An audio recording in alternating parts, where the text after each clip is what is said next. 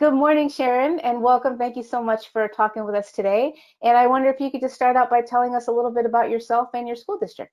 My name is Sharon Hill. I work with the Savannah-Chatham County Public School System as the Homeless Liaison in Savannah, Georgia. We are a district of about 38,000 students, and we normally average anywhere between about 900 and 1,100 McKinney-Vento students a year. Wow. So with this particular school year, I know you said you all are going back next week and you're going back virtual. Things are very strange this year. I wonder if you could tell us a little bit about some of your worries, your concerns, your challenges as you think about starting the school year back up again. My biggest worry is at this point under identification. Transportation is key, especially with McKinney-Vento for identifying students because of the instability. This year we don't have that.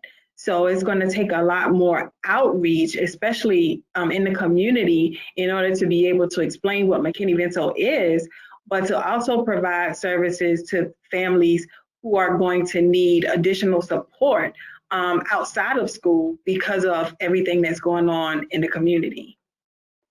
You know, I've heard a lot of people talk about the challenge of identification, but actually you're the first person who made the connection to transportation, and that makes perfect sense. Well, for me, typically this time of the year, especially with us being less than 1 week away from school, we've normally identified probably almost 200 kids. Because of the transportation piece, because parents want their kids to remain in the school of origin, this year, as of today, we're probably less than 70.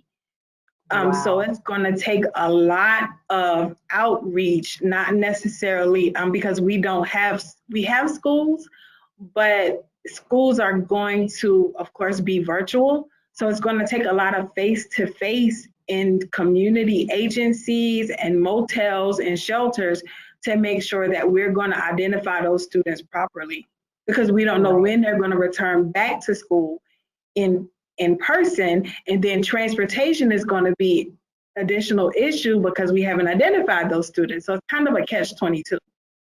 Right. So you kind of already got to my next question talking about the outreach, but what are some of the strategies that you're putting in place or that you're planning on doing to try to address all the different challenges you're going to be facing this school year? Well, I had a couple of community partners contact me to try to figure out how they could help. The first thing I thought of were earbuds and earphones, because we have students that are going to be in places that probably have a lot of noise. We don't necessarily know if they're going to be in the house by themselves or with other students who are going to be trying to receive instruction from their teachers. So we are in partnership to do an earbud/earphone drive.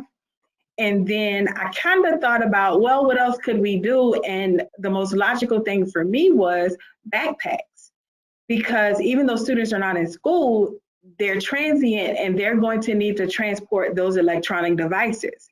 And we don't want them to be destroyed. We want them to have a way to keep all of their schoolwork together, but also transport those devices safely and return them to us, hopefully in the same manner they're received. So we're going to do a backpack/earbud earphone drive and take those out to shelters, take them out to the motels where we know our families are.